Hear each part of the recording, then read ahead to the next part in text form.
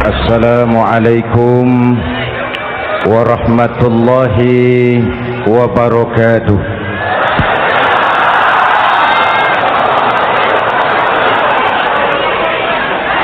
Alhamdulillahillazi anzalal Qur'an hudan linnasi wa bayyinatin minal huda wal furqan. Wassalatu wassalamu ala asyrafil anam wa ala alihi wa ashabihil kiram, amma ba'du. Saudara-saudara hadirin yang saya hormati, yang berbahagia,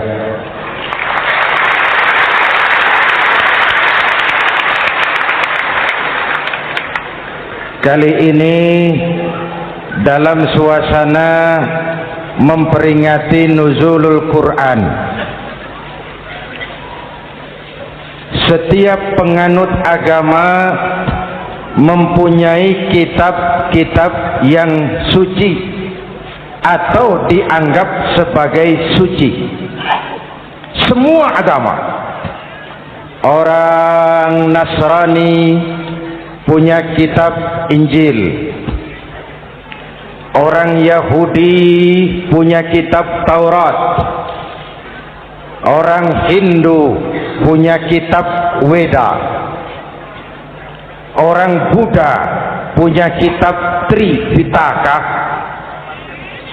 pengikut Konghucu punya kitab Tao Te Ching,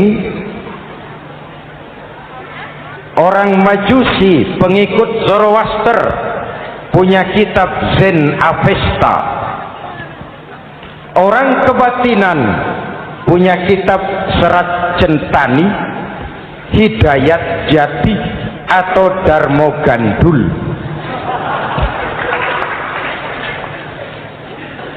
Kita umat Islam oleh Allah diberikan Al-Quran yang kita yakini sebagai kitab suci. Kunaon?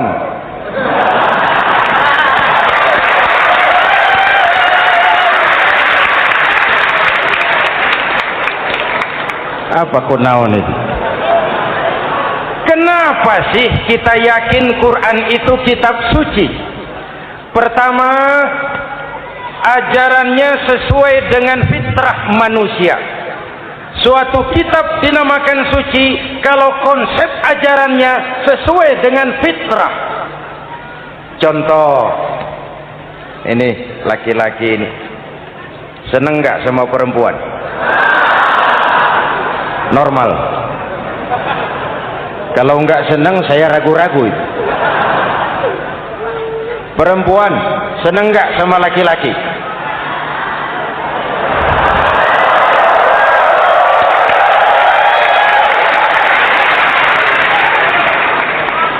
Ini fitrah. Laki-laki suka perempuan, perempuan suka laki-laki. Quran memahami itu. Hai laki-laki, kau senang dengan perempuan. Hai perempuan, kau suka dengan laki-laki. Oke, lewat sini, lewat pintu yang disebut nikah. Kalau kitab suci melarang nikah, itu bertentangan dengan fitrah manusia. Maka dalam Quran, mulai dari umat sampai ulama dan segala profesi dianjurkan nikah. Kalau kiai tidak boleh nikah, saya pilih mengundurkan diri, Pak.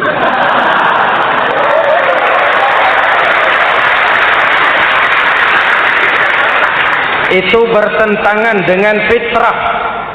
Lagian mubazir dikasih perabotan nggak dipakai.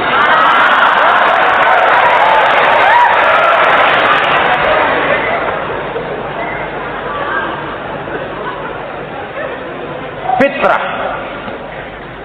Contoh lagi, manusia perlu makan. Kalau ada kitab suci menyuruh puasa terus dari pagi sampai sore sampai malam sampai pagi lagi, eta teh kitab gelo.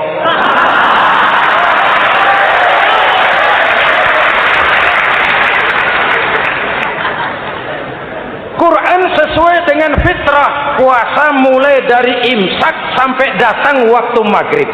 Puasa ngebleng Dari pagi sampai sore sampai malam merusak kesehatan. Malam berpuasa boleh bergaul dengan istri. Kenapa? Fitrah. Kalau siang tidak boleh, malam tidak boleh, sebulan penuh panas kepala.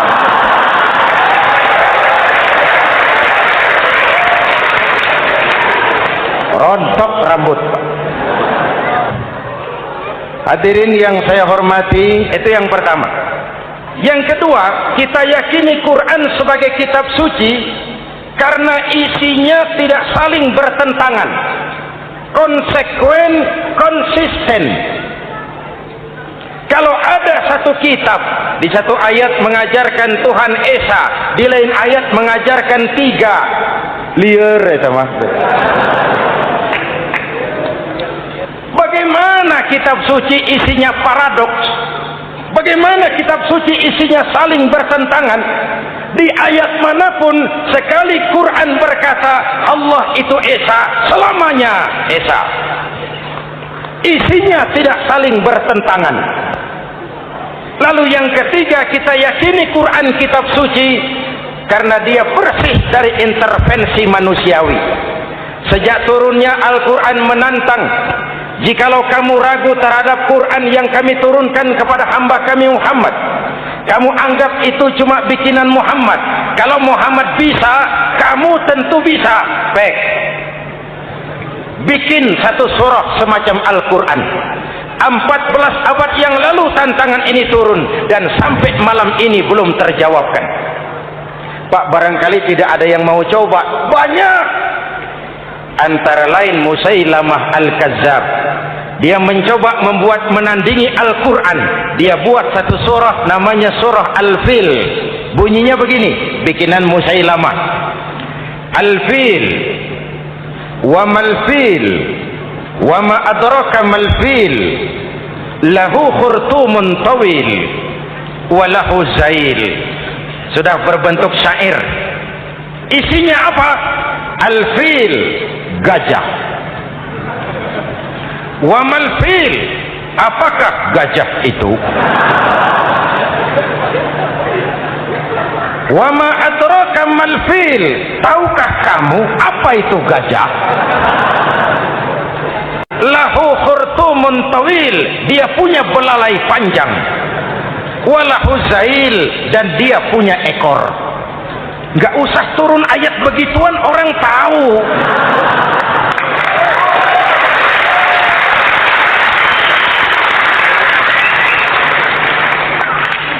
Kalau redaksi mendekati, maka isi jauh panggang dari api.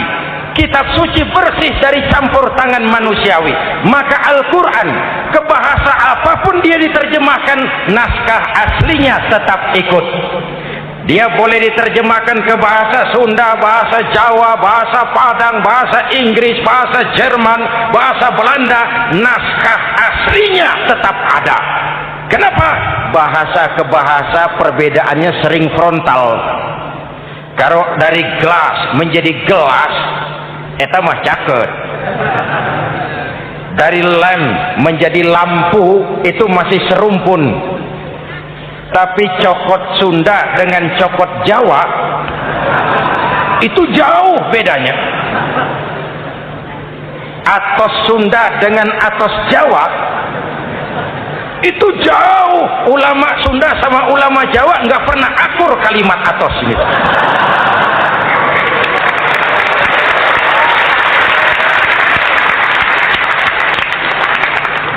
Inilah kebenaran janji Allah, inna nahnu nazzalna dzikra wa inna lahu lahafizun. Kami yang turunkan Al-Quran, kami yang akan menjaganya. Ribuan orang hafal Al-Quran. Lalu apa pesan-pesan misi utama Al-Quran? Pertama, menegakkan tauhid. Ini yang lebih dahulu. Membentuk kualitas sumber daya manusia dengan menanamkan nilai-nilai keimanan, membebaskan dari ketergantungan kepada benda. Ya ayyuhan nasu ubudu rabbakumul ladzi khalaqakum. Hai manusia, Tuhanmu yang perlu kau sembah hanyalah Tuhan yang telah menciptakan kamu. Jangan menyembah Tuhan yang tidak pernah menciptakan kamu. Mengapa kau menyembah harta padahal dirimu lebih berharga dari harta? Kenapa kau menyembah pangkat dan jabatan padahal dirimu lebih berharga dari pangkat dan jabatan?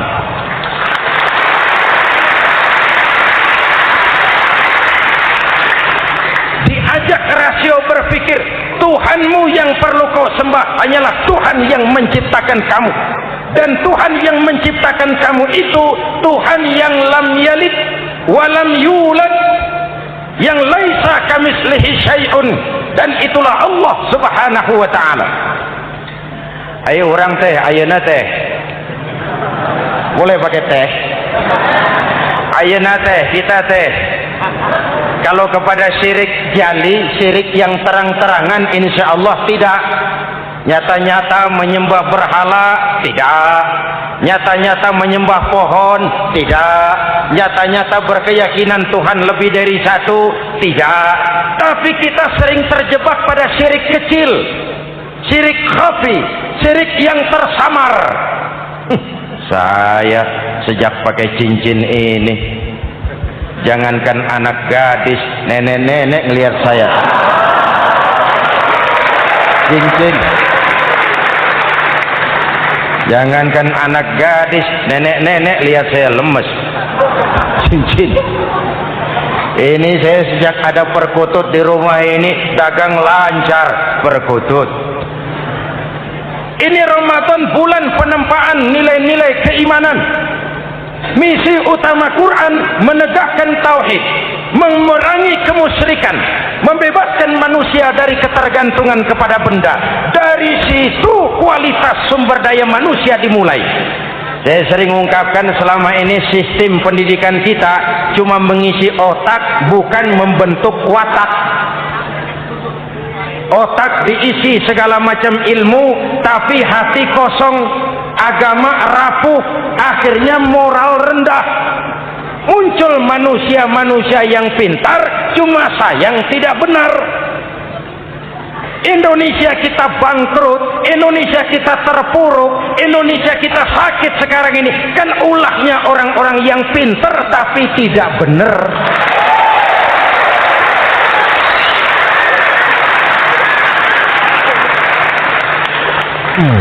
Presented by the Integral CJ's Management.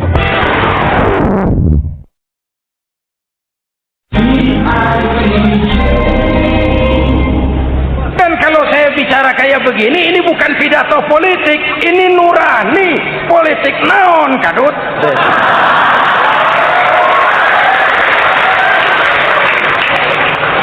Ini nurani, ini tanggung jawab sebagai anak bangsa. Ibu bapak, saudara-saudara hadirin yang saya hormati, Rasul kalau masuk sepertiga yang akhir, sing-singkan lengan baju, hamparkan sajadah, lebih banyak di masjid daripada di rumah. Itu Rasul. Maka sepertiga yang akhir masjid makin ramai. Lihat Masjidil Haram. Lain dengan kita. Sepertiga yang akhir masjid mulai mengalami kemajuan. Sapnya makin maju.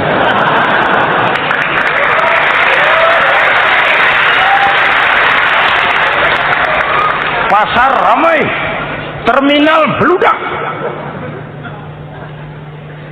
Padahal sepertiga yang akhir itu puncak. Padahal di situ nilai tambah. Dan anggap ini Ramadan terakhir yang diberikan Allah kepada kita. Kenapa? Memang tidak ada jaminan tahun depan ketemu Ramadan lagi.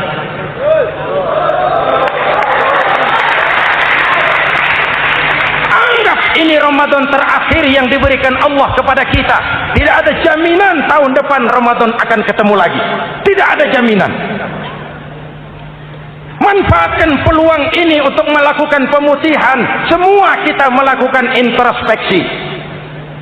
Tidak tahu kita Ramadan tahun depan nanti masih ketemu apa tidak. Sebagaimana kita tidak tahu kita masih hidup atau tidak. Hadirin yang saya hormati, misi kedua Al-Quran, persaudaraan, kebersamaan atas dasar keadilan dan kebenaran. Manusia bersuku-suku, ya. Manusia berbangsa-bangsa, memang. Itu diakui oleh Al-Quran. Inna khalaqnakum min dzakari wa untha wa ja'alnakum syu'uban wa qabaila. Kami ciptakan kamu dari laki-laki dan perempuan. Kami jadikan kamu bersuku-suku dan berbangsa-bangsa. Apa tujuannya? Agar kamu saling mengenal satu dengan yang lain. Persaudaraan, kebersamaan atas dasar keadilan dan kebenaran. Yang terlepas dari ras. Dari manapun orang datang, apapun warna kulitnya, dari suku apapun ia dilahirkan, kalau akidahnya sama, itu kan saudara kita.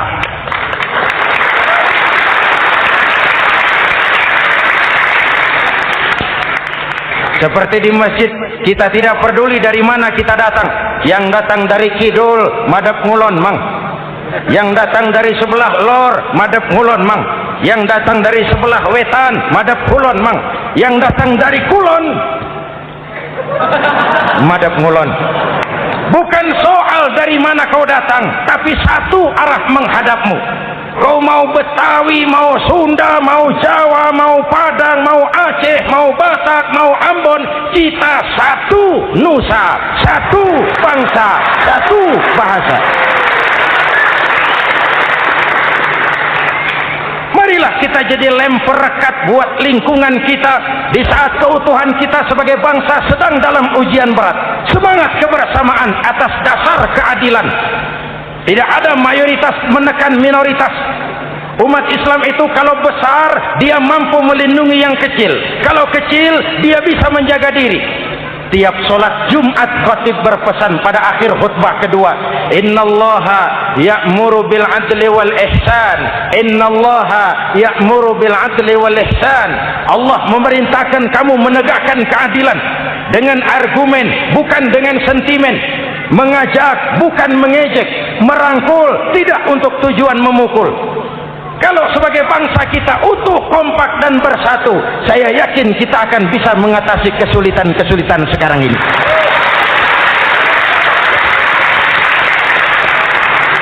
Kan kita prihatin kadang-kadang tawuran antar desa, antar RT, antar RW, antar kecamatan, sampai antar elit di atas.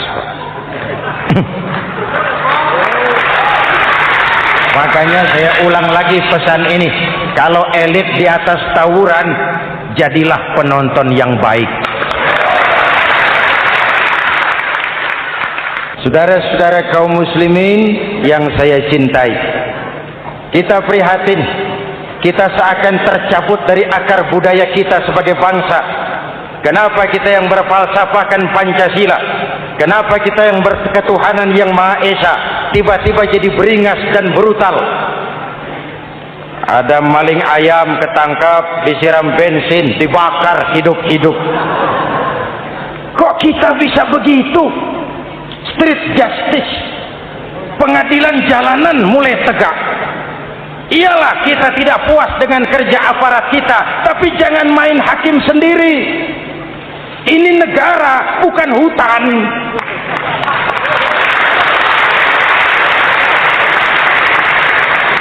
Jangan mencegah kemunkaran dengan menegakkan kemunkaran baru. Oleh hal-hal yang sepele, yang mestinya kita bisa mencari jalan keluar dengan baik. Ayo luruskan saf, rapatkan barisan, satukan langkah, tautkan hati. Kita satu umat yang satu, diikat oleh Al-Quran. Hanya dengan kebersamaan kita akan mampu menata hari esok yang lebih baik atas dasar keadilan dan kebenaran. Dulu teh Muhammad Toha teriak takbir ngadepi Belanda. Bung Tomo teriak takbir ngadepi Belanda. Ayeuna takbir ngadepi batur sadulur salembur. Nanaonan.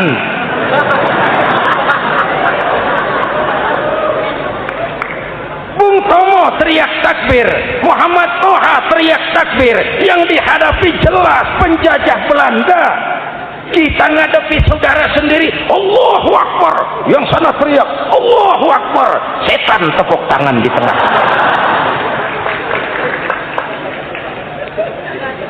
Yuk kita rukun, yuk kita kompak, yuk kita bersatu, yuk kita pulang, yuk.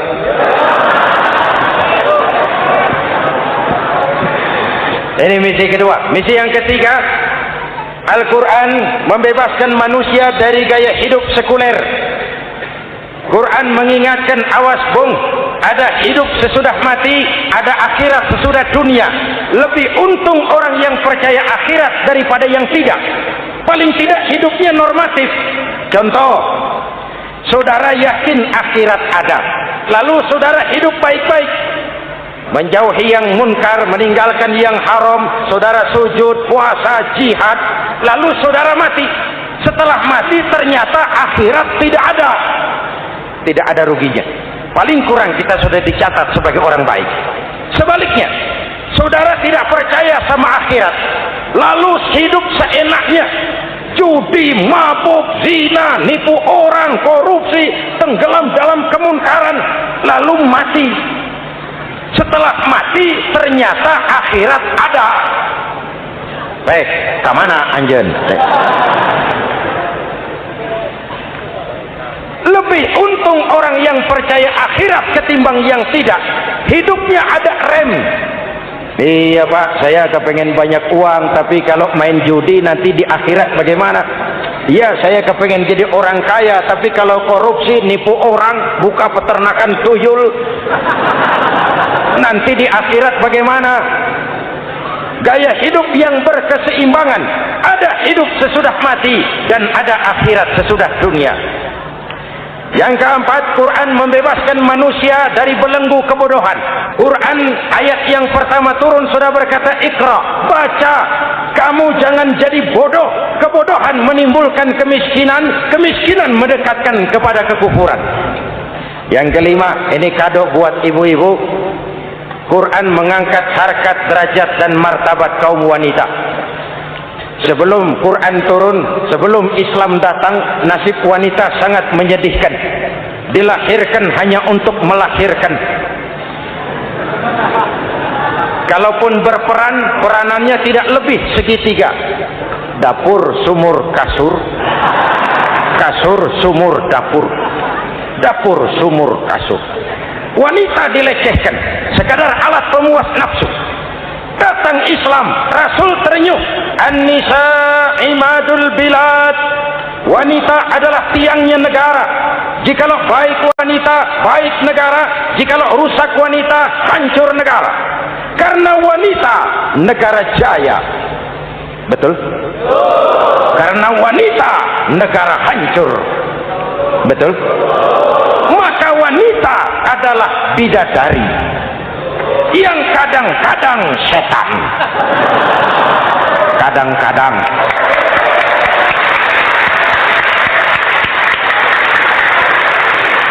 Ini yang hadir di sini bidadari semua.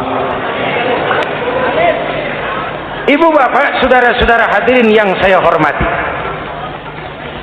Lalu bagaimana sikap kita terhadap Al-Quran? Quran sendiri menjelaskan, "Thumma awrasnal kitaba allazina istafaina min ibadina." Kemudian kami wariskan kitab Al-Quran yang kami pilih buat hamba-hamba kami yang terpilih. Luar biasa. Umatnya umat pilihan, Rasulnya Rasul pilihan, kitabnya pun kitab pilihan. Kami wariskan Al-Quran kepada hamba-hamba kami yang kami pilih. Bagaimana sikap mereka setelah menerima Al-Quran? Terbagi tiga. Pertama, faminhum zalimun linafsihi. Di antara mereka ada yang setelah menerima Al-Quran lalu zalim kepada dirinya sendiri. Diterimanya Al-Quran dengan lidahnya, tapi ditolak dengan perbuatannya. Mulutnya menjunjung Al-Quran, perbuatannya menginjak Al-Quran. Quran bilang ke barat, dia pergi ke timur. Quran bilang ke selatan, dia berangkat ke utara. Quran bilang haram, dia terjang. Quran bilang halal, dia tidak mau. Orang seperti itu tidak zalim kepada Allah, tapi zalim kepada dirinya sendiri. Apa kalau kita tidak sholat, Allah rugi? Apa kalau kita tidak bayar zakat, Tuhan bangkrut? Apa kalau sedunia tidak ada yang sujud, Tuhan berhenti jadi Tuhan? Kita mau lakon apa, Allah tetap Allah. Kau mau jadi orang baik-baik, mau jadi bajingan paling tengik, mau jadi orang soleh, mau jadi orang salah, Allah tetap Allah. Kita hanya zalim kepada diri kita sendiri. Ini kelompok pertama, menerima Quran dengan ucapannya tapi menolak dalam perbuatannya. Mudah-mudahan kita yang termasuk golongan ini. Amin. Yang kedua, wa minhum muqtasid. Di antara mereka ada yang menerima Quran 50-50. Separuh-separuh. Yang enak dilaksanakan, yang berat ditinggal. Padahal pada sisi lain Quran mengajarkan masuklah ke dalam Islam secara total, kafah, jangan separuh-separuh. Ini watak munafik. Kalau dilihat Islam menguntungkan, rame-rame teriak Islam. Ketika diminta berjihad, diminta berkorban, diminta zakat, rame-rame mengundurkan diri. Saya bangkrut Pak, saya miskin Pak, saya pailit Pak. Mental itu dalam awal-awal Baqarah dijelaskan. Kullama adha'a lahum masyaw fih wa idza adlama 'alaihim qamu. Kalau terang mereka berangkat, kalau gelap mereka mandek. Itu ciri orang munafik beragama. Kalau Islam menguntungkan, rame-rame teriak Islam. Ketika diminta berjihad, berkorban, berjuang, rame-rame mengundurkan diri. Muqtasid. Golongan yang ketiga, ini yang ideal. Wa minhum sabiqum bil khairati biiznillah. Di antara mereka ada yang setelah menerima Al-Quran lalu berlomba-lomba mengamalkannya, berlomba-lomba melaksanakannya. Jangan sampai yang baca Quran dengan suara merdu dapat piala, yang mengamalkan Quran dengan konsekuen dapat penjara.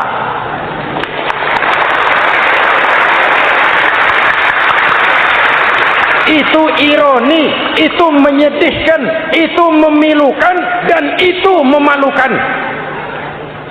Pilihan terserah kita. Satu hadis Rasulullah mengajarkan begini: Man ja'alal Qur'ana amamahu qadahu ilal jannah, wa man ja'alal Qur'ana khalfahu saqahu ilan nar. Siapa yang meletakkan Quran di depannya, dijadikannya Quran sebagai imam, Quran akan membimbing dia ke surga, surga dunia, lebih-lebih surga akhirat. Sebaliknya, siapa yang meletakkan Quran di belakang, dibelakanginya ajaran Quran, Quran akan mendorong dia ke neraka, neraka dunia, lebih-lebih neraka akhirat. Quran imam apa makmum? Kita makmum apa imam? Makmum ikut imam apa imam ikut makmum? Makmum ikut imam. Jikalau Quran adalah imam, jikalau kita adalah makmum, ke barat kata Quran, ke barat kita berangkat. Ke timur kata Quran, ke timur kita menuju. Halal kata Quran, itu yang kita ambil.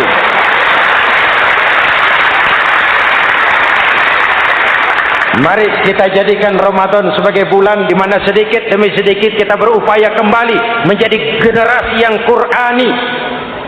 Rasulullah pernah ditanya, kalau Tuhan wafat ya Rasul, kemana kami minta nasihat?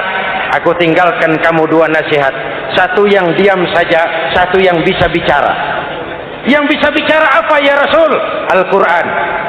Minta nasihat Quran. Yang diam saja apa ya Rasul? Maut. Dalam hidup ada dua nasihat. Nasihat yang bisa bicara, Al-Quran.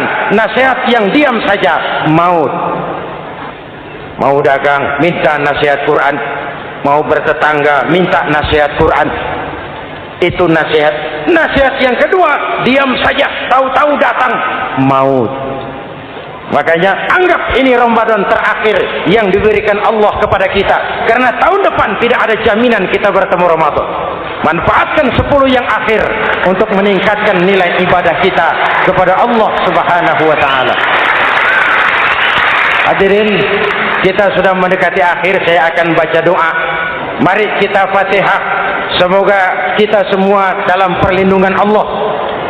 Ala hadhihi niyyah wa ila hadratin nabi. Al-Fatihah. Siratal ladzina an'amta 'alaihim ghairil maghdubi 'alaihim waladdallin. Amin. Bismillahirrahmanirrahim.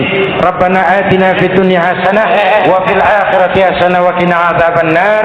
Wassalamualaikum warahmatullahi wabarakatuh. Terima kasih sudah menonton. Semoga bermanfaat. Jangan lupa subscribe, like, share, dan komen.